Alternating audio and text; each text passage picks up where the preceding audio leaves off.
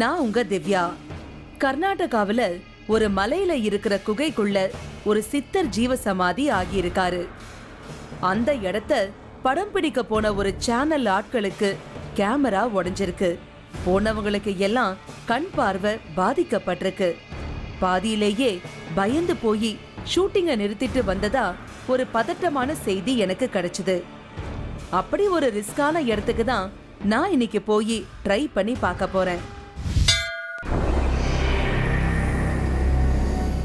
Camera உடையும், கண்கள் பாதிக்கும், பலரை பாதிப்படைய செய்த சித்தரின் ஜீவசமாதி குகைக்கு 3வது கண்டீமன் த்ரில் விசிட்.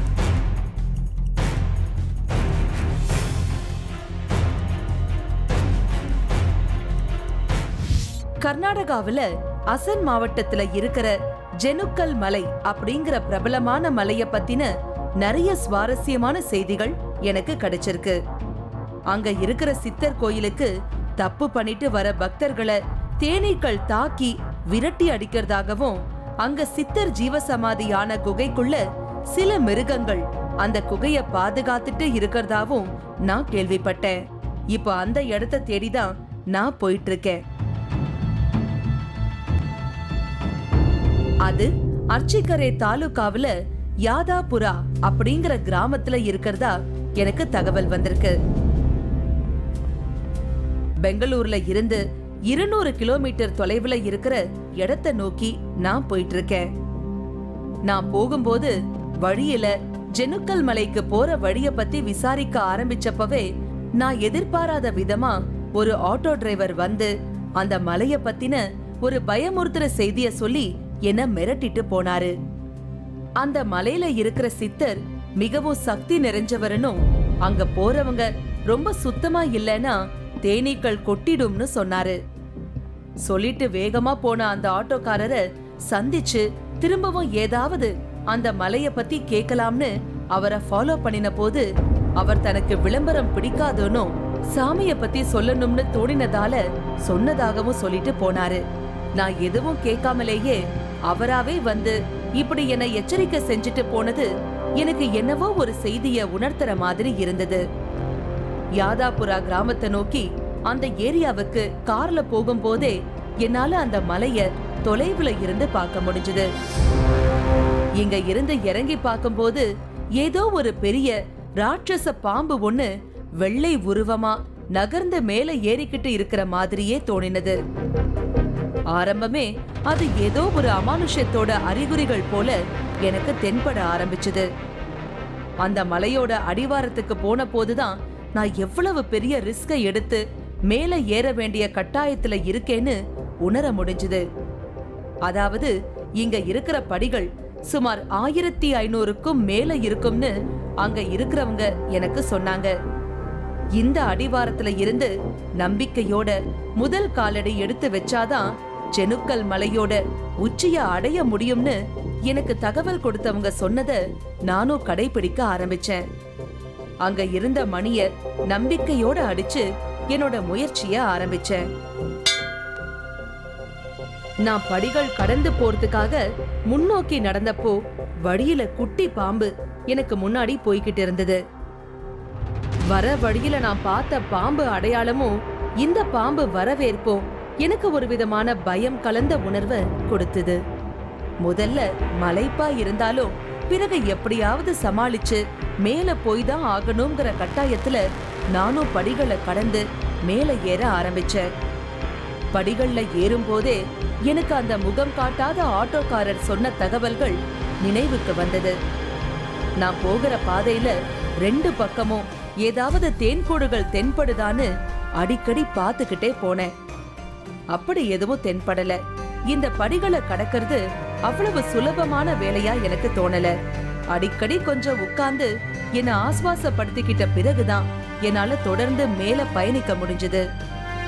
மேல ஏதோ ஒரு சுவாரஸ்யம் காத்துட்டு இருக்குங்கிற விஷயம்தான் என்ன சோர்வடைய விடாம தொடர்ந்து செயல்பட உந்து சக்தியா இருந்தது.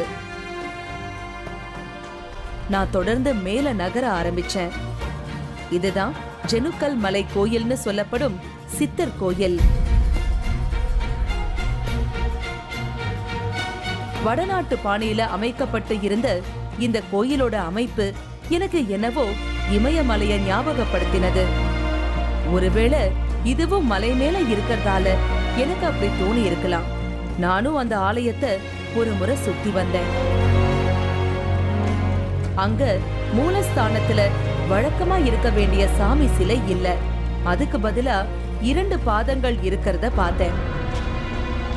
இடது பாதம் வலது பாதம்னு எழுதப்பட்டு அதுக்கு கீழே தரையில அந்த 2 பாதங்களும் அமைஞ்சு இருந்தது. இந்த பாதங்கள் பத்தின விவரங்களை நான் அங்க இருந்த பூசாரி கிட்ட கேட்டேன். அவரு இதுதான் சித்தேஸ்வரரோட பாதங்கள்னு சொன்னாரு. சித்தர் உண்டாக்கினதா சொல்லப்படுற இந்த பாதங்கள் சாதாரணமான அளவுல இல்லாம இயல்புக்கு மீறின பெரிய பாதங்களா இருந்தது. சித்தரோட சக்திய உணர்த்தவே இவை ஏற்பட்டதா பூசாரி எனக்கு சொன்னாரு. பொதுவா இந்த பாதங்களை தரிசனம் செய்யறவங்களோட பிரார்த்தனைகள் உடனுக்குடன் நிறைவேறதால இங்க பக்தர்கள் அதிகரிச்சுக்கிட்டே வரதாவும் சொன்னாரு. இவரு வீரபத்ரா, இந்த கோயிலோட நிர்வாகியா இருக்காரு. இவர் தனக்கு தெரிஞ்ச சித்தரோட கதைய என்கிட்ட சொல்ல ஆரம்பிச்சாரு. ஜெனக்கல் சித்தரு ಅಂತೇಳಿ ಹೆಸರು ಯಾಕೆ ಬಂತು ಅಂತ ಪ್ರಶ್ನೆ. இங்க ஸ்ரீ ஜெனக்கல் சித்தர்னு 2 பாதங்கள் இருக்கு. அந்த பாதங்கள் ரொம்பவே சக்தி வாய்ந்தது. லட்சக்கணக்கான மக்கள் இங்க வந்து அந்த பாதங்களை வழிபடுறாங்க. அப்படி வழிபடுறதுக்கு அப்புறமா தங்களோட பிரச்சனைகள் சரியானதா நிறைய பேர் என்கிட்டயே சொல்லியிருக்காங்க. அப்படிதான் ஒரு ஆபீசருக்கு ரொம்ப நாளா தலைவலி இருந்திருக்கு. பல டாக்டர்கிட்ட போயும் குணமாகல. இங்க வந்து ஜெனக்கல் சித்தர் பாதங்களை எண்ணெயை வச்சு வேண்டிட்டு தலையில தடவிருக்காரு. அவரோட தலைவலி சுத்தமா சரியாயிடுச்சு. குழந்தை இல்லைன்னு சாகர அளவுக்கு போன ஒரு தம்பதிக்கு சித்தர் அவர்களால இங்க குழந்தை பாக்கியம் கிடைச்சிருக்கு. இங்க நிறைய பக்தர்களுக்கு சித்தர் குழந்தை பாக்கியம் கொடுத்திருக்காரு. வியாபாரம், மன கஷ்டம், இப்படி எந்த பிரச்சனை இருந்தாலும் சித்தர் பாதங்களை வழிபட்டா அது சரியா போகுது. நம்மளோட கோரிக்கைகளையும் குறைகளையும் ஜெனக்கல் சித்தர் பாதங்களை கொட்டினா போதும், அது நிச்சயமா நமக்கு கிடைக்கும். ಬಂಗಾರ ಇಲ್ಲ, ಬೆಳ್ಳಿ ಇಲ್ಲ, ವಜ್ರ ಇಲ್ಲ, இதுல ஒரே பாத. இந்த பாதங்களை ஒரு முறை தரிசனம் செஞ்சு பலன் அடைஞ்சவங்க அதுக்கு பிறகு இங்க தொடர்ந்து வர ஆரம்பிச்சிடுவாங்கன்னு சொன்னாரு. வெளி மாநிலங்கள்ல இருந்தெல்லாம் மாதா மாதம் தவறாம இங்க வந்து வழிபாடு செய்யற பக்தர்கள் இருக்கிறதா சொன்னாரு. எனக்கு இந்த மலையில தவம் செஞ்ச அந்த சித்தேஸ்வரர் கதைய தெரிஞ்சுக்கணுங்கிற ஆவல் ஏற்பட்டது. ஜெனுக்கல் சித்தரான சித்தேஸ்வரருக்கு இந்த யாதாபுரா கிராமம் சொந்த ஊர் கிடையாதாம். அந்த கிராமத்துக்கு ஒரு காலத்துல வந்து சேர்ந்த சித்தேஸ்வரர் இங்கேயே ஏதோ காரணத்தால தங்கி இருக்காரு. இங்க இருந்த மலையில மேல போய் தன்னோட தியான வாழ்க்கைய தொடர்ந்து இருக்காரு. அவர் அப்படி தியானம் செய்யற நாட்கள்ல அவருக்கு சேவை செஞ்சிருக்காங்க அந்த கிராமத்தை சேர்ந்த கஞ்சம்மா அப்படிங்கிற பெண். அவங்களோட சேவைய பார்த்து ஏதோ உணர்ந்த சித்தேஸ்வரர் அந்த பெண்ணையும் காவல் தெய்வமா இருந்து இந்த மலைய காக்கும்படி சொல்லி ஆசீர்வாதம் செஞ்சிருக்காரு.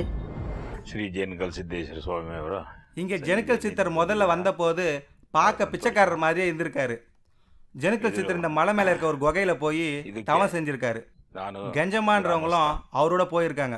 அவங்க 2 பேரும் லௌகீக வாழ்க்கை வாழ்வதற்கோ இல்ல குடும்பம் நடத்துவதற்கோ போகல. ஏன்னா ஜெனக்கல் சித்தர் பெண்கள் சமைச்சு கொடுக்கறது எதையுமே எடுத்துக்க மாட்டார். இங்க வர பக்தர்கள் இன்னி வரைக்கும் வீட்டை சமைச்ச சாதம் மாதிரி பொருட்களை வச்சு வழிபடுறதே இல்ல. கெஞ்சம்மா ஜெனக்கல் சித்தருக்கு சேவை செஞ்சிருக்காங்க. அதனால சித்தர் அவங்களுக்கு ஆசீர்வாதம் பண்ணிருக்காரு. இங்க சித்தரை தரிசிக்க வரவங்க முதல்ல கெஞ்சம்மாவை தரிசனம் செய்யற மாதிரி அவங்கள காவல் தெய்வமாவே ஆக்கிட்டாரு. ಅಂತೇಳಿ ಅಲ್ಲಿಗೆ ಕೆಂಚಮ್ಮನ ದೇವಸ್ಥಾನ ಅಂತ ಇದೆ. ಅವ್ರನ್ನ ಅಲ್ಲಿಗೆ ವಿಶ್ರಾಂತಿಗೆ ಅಲ್ಲಿ ಕಳಿಸಿರು. ಇವರು ಸಿದ್ರು ಅಲ್ಲೇ ಪವಾಡ ಬಿಟ್ಟರು ಬೆಟ್ಟದ ಮೇಲೆ. அந்த சமயத்துல சித்தேஸ்வரருக்கு கூடவே 2 சிஷ்யர்கள் இருந்திருக்காங்க. அவங்களும் சித்தருக்கு சேவை செஞ்சபடியே தவமும் செஞ்சுட்டு இருந்திருக்காங்க. அவங்களும் அவர் கூட சேர்ந்து கடைசி நாட்கள்ல தவம் செஞ்சு முக்தி நிலைய அடைஞ்சிருக்காங்க. அந்த நாட்கள்ல தான் சித்தர் தவம் செய்யும் போது மேல யாரோ வர முடியாதபடி பாதுகாக்க தேனீக்கள் அந்த மலை முழுவதும் வலம் வந்துகிட்டே இருந்திருக்கு. அதுக்காகவே அந்த மலை முழுவதும் தேனீக்கள் உருவானதா வீரபத்ரா சொல்றாரு. அந்த நாட்கள்ல தவ நிலைய அடைஞ்ச சித்தர் அதுக்கு பிறகு ஏற்படுத்தின அவரோட காலடி தடங்கள் தான் இங்க நாம பார்த்த வலது இடது பாதங்கள்னு இவர் சொல்றாரு. சிலைகளை வழிபடுற இந்துக்கள் வழிமுறையில பெரியவங்க பாதங்களை தொட்டு வணங்குறது முக்கிய பண்பாடா இருந்தாலும் இப்படி ஒரு சித்தரோட காலடி தடங்களை மக்கள் வணங்குற விஷயம் எனக்கு இங்க புதுசா தோணுச்சு. அந்த இடத்துல மின்னல் மாதிரி ஒரு வெளிச்சம் வருது. உங்களை மாதிரியே ஒரு டிவி குழு அந்த இடத்துக்கு போய் வீடியோ எடுத்திருக்காங்க. அப்போ அந்த மின்னல் வெளிச்சம் பட்டு அவங்களோட கண்கள் பாதிச்சுது. அவங்க எடுத்துட்டு போன 2 கேமராவும் பழுதாயிருக்கு. அதுல இருந்து யாருமே அந்த இடத்துக்கு போகிறதே இல்லை.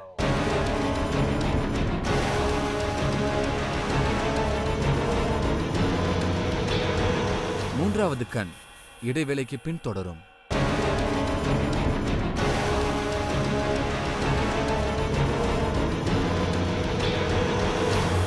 மூன்றாவது கண் தொடர்கிறது. நான் உங்க திவ்யா. கர்நாடகாவுல அசன் மாவட்டத்துல இருக்கிற ஜெனுக்கல் மலையில இருக்கேன். இந்த மலையில தப்பு பண்ணிட்டு வர மனிதர்களை தேனீக்கள் தாக்கி கீழே விரட்டி அடிக்கிறதாகவும், அங்க இருக்கிற மூடப்பட்ட குகைக்குள்ள பல சித்தர்கள் ஜீவசமாதி ஆனதாகவும், இன்னும் கண்டுபிடிக்கப்படாத மூடப்பட்ட குகைகள் நிறைய இருக்கிறதாகவும் சில சுவாரஸ்யமான செய்திகள் எனக்கு கிடைச்சிருக்கு. அத பத்தி தெரிஞ்சுக்கிற ஆவலோட இப்போ அந்த இடத்தை தேடி நான் வந்திருக்கேன். இவரு நடராஜ் தன்னோட மனைவி மற்றும் குழந்தையோட இங்க வந்திருக்காரு. பல வருஷமா இந்த கோயிலுக்கு வந்துட்டு போறதாவும், இங்க வந்தது முதல் சித்தர் தன்னோட குடும்பத்தை நல்லபடியா வச்சுக்கிறதாகவும் சொன்னாரு. கல்யாணம் ஆனதும் இங்க தன்னோட மனைவியோட வந்து தங்களுக்கு பெண் குழந்தை தான் வேணும்னு வேண்டிக்கிட்டாராம். இவங்களோட வேண்டுதலை ஏத்துக்கிட்ட சித்தர் அவங்க ஆசைப்பட்டது மாதிரியே ஒரு அழகான பெண் குழந்தைய கொடுத்ததா சொல்றாரு. ನಾವಿಲ್ಲಿ 23 ವರ್ಷದಿಂದ ಈ ಸ್ವಾಮಿ ಸನ್ನಿಧಿಗೆ ಬರ್ತಾ ಇದ್ದೀವಿ. நான் கிட்டத்தட்ட 20 வருஷமா ஜெனுக்கல் சித்தரை வழிபடுறேன். எனக்கு வாழ்க்கையில நிறைய பிரச்சனைகள் இருந்தது. அதெல்லாம் இவரை வழிபட்டதுக்கு அப்புறம் படிப்படியா குறைஞ்சி போச்சு. எனக்கு ஒரு குழந்தை இல்லையேன்னு நான் ரொம்ப வருத்தப்பட்டேன். எனக்கு இப்ப சித்தர் அருளால ஒரு பெண் குழந்தை பிறந்துச்சு. ಹೋಗ್ತಾ ಇದ್ವಿ. ತುಂಬಾ ಅನುಕೂಲ ಆಗಿದೆ ನಮಗೆ. அவர்கிட்ட பேசிட்டு அடுத்ததா நான் நாகப்பாறைன்னு சொல்லப்படும் இடத்தை நோக்கி போக ஆரம்பிச்சேன். அங்க வழியில ஒரு பெண் தெய்வத்தோட இருப்பிடத்தை பார்க்க முடிஞ்சது. அதுதான் வீரபத்ரா சொன்ன கெஞ்சம்மாவா இருக்கணும். நான் அந்த தெய்வத்தை வணங்கிட்டு அடுத்து கீழே இறங்கி போக ஆரம்பிச்சேன்.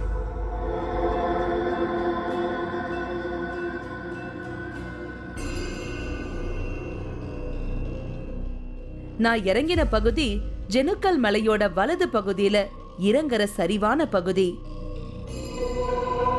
இங்க முதல்ல என்னோட கண்ணுக்கு தென்பட்டது அங்க பாம்பு படம் எடுத்தத போல தெரிஞ்ச ஒரு நாகப்பாறை. அந்த பாறைக்கு கீழே கட்டப்பட்டு இருந்த பெரிய தேன்கூட்டை என்னால பார்க்க முடிஞ்சது.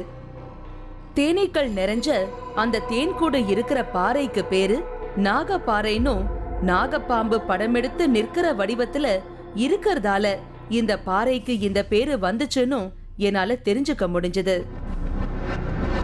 நான் கீழே இருந்து பார்த்தப்போ எனக்கு ஏதோ பாம்பு மேல போறது போல அர்த்தம் தோணுனத இப்போ நினைவுபடுத்தி பார்த்தேன். அந்த வெள்ளை பாம்புதான் இங்க நிறம் மாறி படம் எடுத்து நிற்குதோன்னு ஒரு கணம் எனக்கு தோணுச்சு. வழக்கமா இங்க நிறைய தேன்கூடுகள் கட்டும்னு இந்த முறை ஒரே ஒரு தேன்கூடு மட்டுமே கட்டி இருக்கிறதாகவும் எனக்கு அங்க இருக்கிறவங்க மூலமா செய்தி கிடைச்சது. அந்த தேன்கூடுகள் மனிதர்களுக்கு சித்தர்கள் சொல்ற செய்தி குறியீடுன்னு அவங்க சொன்னாங்க. காலப்போக்குல சித்தர் சமாதி நிலைய அடைஞ்ச பின்னாடி தனக்கு சேவை செஞ்ச அந்த தேனீக்களையும் அவர் காவல் தெய்வமா மாத்தி எல்லாரும் வணங்குற சக்தியா மாத்தினதையும் என்னால தெரிஞ்சுக்க முடிஞ்சது. அங்க இருந்த தேனீக்கள் டிஸ்டர்ப் ஆகிறதுக்குள்ள நான் அங்க இருந்து கிளம்ப ஆரம்பிச்சிட்டேன். இவர் பசவராஜ். இவர்கிட்ட மலை மேல தவறு செஞ்சுட்டு வந்த யாரையாவது தேனீக்கள் கடிச்ச சம்பவத்தை விசாரிச்சேன். நான் ಒಂದು 25 ವರ್ಷದಿಂದ ಬರ್ತಾ ಇದ್ದೀವಿ ಇಲ್ಲಿಗೆ. நான் 33 வருஷமா ஜெனுக்கல் சித்தரை வழிபட்டு இருக்கேன். என்னோட நண்பர் ஒருத்தர் அவரோட பொண்ணு வயசுக்கு வந்து 1 வாரம் தான் ஆயிருக்கு. அதை மறைச்சிட்டு சித்தரை வழிபட மலையேறினாரு. பாதி வழியிலே தேனீக்கள் அவரை கொட்டி தாக்கிடுச்சு. அதுல இருந்து இங்க வர பக்தர்கள் எல்லாமே ரொம்ப பயபக்தியா வராங்க. ಹಂಗಾಗಿ ಒಳ್ಳೆಯದಾಗಿದೆ ಎಲ್ಲ. நாகப்பாறையையும் அங்க இருந்த தேன் கூட்டையும் பத்தின வியப்போட நடந்து போனனா அடுத்து சில வித்தியாசமான குகைகளை பார்த்தேன். இந்த இடம் ரொம்ப குறுகலா இருக்கு. இதுக்குள்ளதான் யாரோ தியானம் செய்திருக்கணும். உள்ள நுழையும் போதே ஏதோ ஒரு அமைதி தானா நம்ம மனசுக்குள்ள வந்து உட்கார்ந்து இருக்கிற மாதிரி உணர முடிஞ்சது. இந்த மாதிரியான இடங்களை சித்தர்கள் எதுக்காக தேர்ந்தெடுக்கிறாங்கங்கிறது இங்க வந்து பார்க்கும் போதுதான் தெரியுது. இந்த பாறைகளை அடிப்படையா கொண்ட மண் குகைகளை பயன்படுத்தும் போது வெயில், மழை, குளிர்னு எல்லா காலத்துக்கும் தியானத்தை கெடுக்காத அமைப்பா இருக்கு. இந்த பாறைகள் சீதோஷ நிலைய கட்டுப்பாட்டுக்குள்ள வச்சிருக்கு. அந்த குகைக்கு பின்னாடி இன்னொரு குகையையும் நான் பார்த்தேன். இது இப்போ உடைக்கப்பட்டு இருந்தது. உள்ள முழுக்க மூடப்பட்ட நிலையில ஒரே ஒரு சிறு துவாரம் மட்டும் வைக்கப்பட்டு அது இருந்திருக்கு. எந்த தொந்தரவும் இல்லாம மனித மற்றும் எந்த ஜீவராசியோட தொடர்பும் இல்லாம தியானம் பண்ண சரியான இடமா அதை யாரோ தேர்ந்தெடுத்து இருக்காங்க. சமீபத்துலதான் சந்தேகப்பட்டு இந்த குகையை கண்டுபிடிச்சு உடைச்சு பார்த்திருக்காங்க. உள்ள யாரோ ஒரு சித்தர் பல காலம் தியானம் செஞ்சு தன்னோட உடலை காத்துல கரைச்சு காணாம போயிருக்கணும்னு சொல்றாங்க. உள்ள இருந்து தியானம் செஞ்சு தன்னோட உடம்ப காத்துல கரைக்க தெரிஞ்ச பல சித்தர்கள் பத்தி நான் கேள்விப்பட்டிருக்கேன். அதை இப்ப நேரடியா நான் சாட்சி பூர்வமா பாக்குற மாதிரி தோணுச்சு. இது மாதிரி இன்னும் கண்டுபிடிக்கப்படாத பல ரகசிய குகைகள் இங்க இருக்கலாம்னு சொல்லிக்கிறாங்க. இவரு குமாரசாமி. இந்த சித்தேஸ்வரர் கோயிலுக்கு பரம்பரையா இவரோட குடும்பம் பூஜை செய்யற வேலைய செஞ்சுட்டு வர்றதா என்கிட்ட சொன்னாரு. அவர் அந்த கோயிலை பத்தின நிறைய விவரங்களை சொன்னாரு. ஒவ்வொரு பௌர்ணமிக்கும் பெரிய கூட்டம் இங்க வரும்னு, அந்த நாட்கள்ல லட்சக்கணக்கில் மக்கள் இங்க பார்க்கலாம்னு சொன்னாரு. பிராணிகள் ಇದೆ ಇಲ್ಲಿ, ಹಂದಿ ಇದೆ, ಮುಳ್ಳಂದಿ ಇದೆ.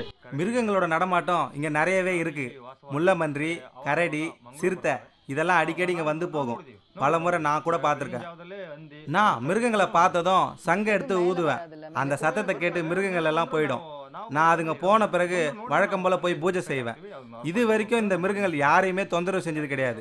யாருக்கும் ಏನು ತೊಂದರೆ ಮಾಡಿಲ್ಲ. ಇವತ್ತಿನವರೆಗೂ ಯಾರಿಗೂ ಏನು ತೊಂದರೆ ಮಾಡಿಲ್ಲ.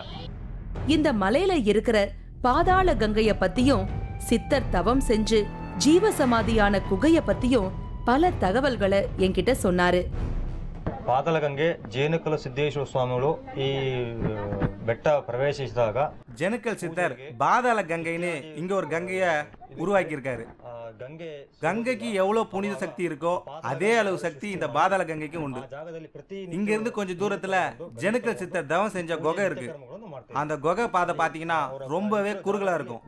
நாம அதுல குனிஞ்சுதான் போக முடியும். அந்த குகையில ஒரு குறிப்பிட்ட இடத்துக்கு மேல யாராலையுமே போக முடியாது. ஏன்னா அந்த இடத்துல மின்னல் மாதிரி ஒரு வெளிச்சம் வருது. அந்த வெளிச்சம் பட்டு நிறைய பேருக்கு கண் பார்வை போயிருக்கு. உங்களை மாதிரியே ஒரு டிவி குழு அந்த இடத்துக்கு போய் வீடியோ எடுத்திருக்காங்க. அப்போ அந்த மின்னல் வெளிச்சம் பட்டு அவங்களோட கண்கள் பாதிச்சுது. அவங்க எடுத்துட்டு போன 2 கேமராவும் பழுதாயிருக்கு. அதுல இருந்து யாருமே அந்த இடத்துக்கு போகிறதே இல்லை. ಅವ್ರು ಟಿವಿನವರು ಬಂದಾಗ ಆ ಜಾಗದಲ್ಲಿ 2 ಕ್ಯಾಮರಾ ಲೈಟ್ ವೇಸ್ಟ್ ಆಗಿದೆ ஷூட் ಮಾಡ್ಬೇಕಾರೆ. இந்த இடத்துல தான் வந்து அவங்க டவுன் பண்ணியிருக்காங்க. இது என்ன விஷயம் அப்படின்னு கேட்டிங்கன்னா, எல்லாருமே வந்துட்டு இங்கே ஒரு லிமிட் வரைக்கும் தான் போவாங்க, அதுக்கு மேலே போக மாட்டாங்கன்னு சொல்லியிருந்தாங்க.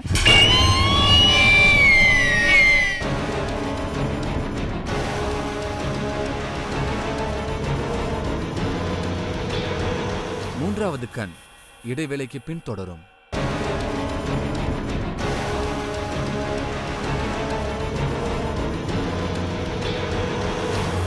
மூன்றாவது கண் தொடர்கிறது. நான் உங்க திவ்யா. கர்நாடகாவுல அசன் மாவட்டத்துல இருக்கிற ஜெனுக்கல் மலையில இருக்கேன். இந்த மலையில இருக்கும் சித்தர் குகையில பல அபாயகரமான மிருகங்கள் இன்னும் இருக்கிறதாகவும், அந்த குகைய படம் பிடிச்சா உடனே கேமரா செயலிழந்து போறதாகவும் ஒரு சுவாரஸ்யமான செய்தி எனக்கு கிடைச்சிருக்கு. அத பத்தி தெரிஞ்சுக்கிற ஆவலோட இப்போ அந்த இடத்தை தேடி நான் வந்திருக்கேன். இந்த பாதாள கங்கைக்கு பக்கத்துலதான் சித்தேஸ்வரர் தவம் செஞ்சு முக்தி அடைஞ்ச குகை இருக்கிறதால நான் இப்போ அந்த குகையை தேடி நகர ஆரம்பிச்சேன்.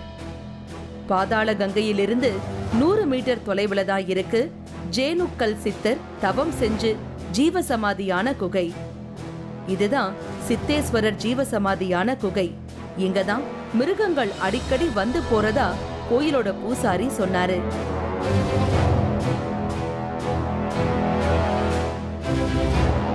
உள்ள நிச்சயமா ஏதோ ஒரு மிருகம் இருக்கணும்னு என்னோட உள் மனசு சொன்னது. அதுக்கு சாட்சியா நான் இங்க சில அடையாளங்களையும் பார்த்தேன். ஒரு முள்ளம்பன்றியோட பெரிய முள் ஒன்னையும் என்னால பார்க்க முடிஞ்சது. இந்த இடத்துல தான் வந்து அவங்க தவம் பண்ணியிருக்காங்க. இது என்ன விஷயம் அப்படின்னு கேட்டிங்கன்னா, எல்லாருமே வந்துட்டு இங்கே ஒரு லிமிட் வரைக்கும் தான் போவாங்க, அதுக்கு மேலே போக மாட்டாங்கன்னு சொல்லியிருந்தாங்க. ஆக்சுவலாக நீங்கள் வர்றதுக்கு முன்னாடி கீழே வந்துட்டு ஒரு இவ்வளோ நீளத்துக்கு ஒரு முள் இருந்தது.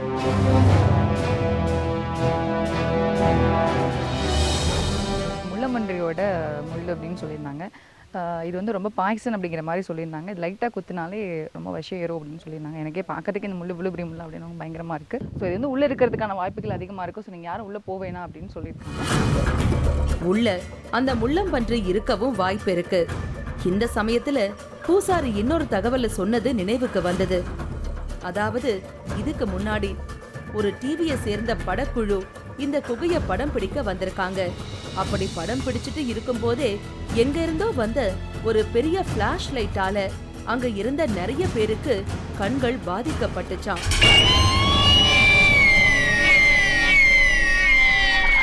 அதுக்கு மேல படம் பிடிக்க முடியாம கேமராவும் செயலிழந்து போனதா சொன்னாரு. அந்த உண்மை சம்பவத்துக்கு பிறகு பெரும்பாலும் வேற எந்த பொதுமக்கள் பார்வைக்கும் இந்த குகை விடப்படுறது கிடையாது.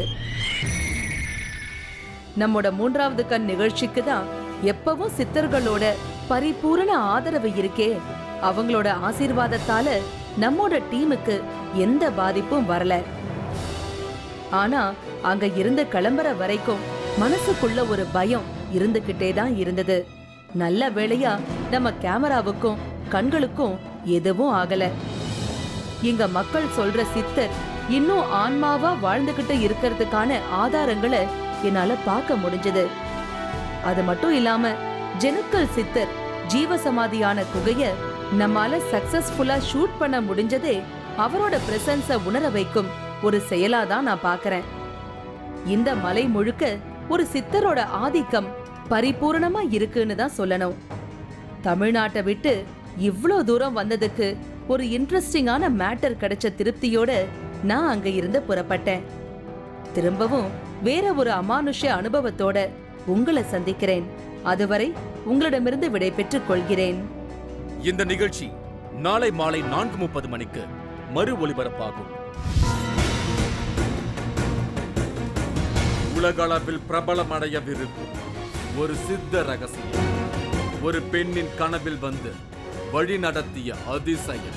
ஒரு கோயில் வந்து நலிவடைஞ்சிருக்கு, தீபம் இல்லாமல் இருக்கு. அதுக்கு என்ன புனரமைப்பு செய்யணுமோ அதை இனிமே செய்யறது. இதுக்காக தான் உன்னோட வாழ்க்கையை வடிவமைச்சிருக்கு. திருக்கூடல் மலைக்கு 3வது கண் ரீவிசிட். நீங்களும் இந்த திகில் பயணத்தில் கலந்து கொள்ள ஒரு வாய்ப்பு. 3வது கண் டிவி ஷோ என்ற Facebook பக்கத்தில் எங்களோடு இணைந்திடுங்கள். உங்களது அமானுஷ்ய அனுபவங்களை பதிவு செய்து இந்த நிகழ்ச்சியில் பங்கு பெறும் வாய்ப்பை பெறுங்கள்.